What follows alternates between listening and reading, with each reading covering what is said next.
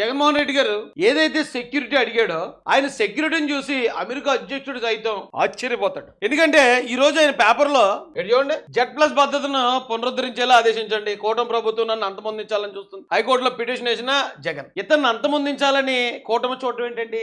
అతని మీద ఏమైనా ఎర్రగొండపాలెంలో చంద్రబాబు నాయుడు గారి మీద దాడి జరిగినట్టు, చంద్రబాబు నాయుడు గారి సెక్యూరిటీ గార్డుల్ని తలబద్దలు కొట్టినట్టు ఇతని మీద ఏమైనా దాడి జరిగిందా? లేదా పొంగనూరులో చంద్రబాబు నాయుడు గారి మీద రాళ్ళు విసిరేశారు వైసీపీ వాళ్ళు, అలాగే జగన్మోహన్ రెడ్డి మీద ఈ 2 నెలల్లో ఏమైనా ఏ దాడైనా జరిగిందా? భీమవరంలో నారా లోకేష్ గారి మీద ఇంతంత బండరాళ్ళు విసిరి మొత్తం లోకేష్ గారి యువగలం వాలంటీర్స్ అందరికి తలలు పగిలిపోయి అలాంటి దాడి ఏమైనా జరిగిందా? అసలు ఇతనికి ప్రాణానికి ఏంటి ప్రమాదం? ఇతనికి దాదాపు ఇతను ముఖ్యమంత్రిగా ఉన్నప్పుడు అండి 986 మంది సెక్యూరిటీ అట. రఫ్ గా 1000 మంది అనుకుంటే నెలకి ఒక్కొక్కరికి ఒక 50,000 జీతం, పైన ఖర్చులు డీజిల్ ఇవన్నీ చూసుకుని ఇంకొక 50,000 అనుకుంటే నెలకి 10 కోట్ల రూపాయలు. 10 కోట్ల రూపాయలు ఇతనికి సెక్యూరిటీ, విదేశాల్లో ఉన్న వాళ్ళ పిల్లలకు కూడా సెక్యూరిటీ అండి. ఇది ఎక్కడా లేదండి.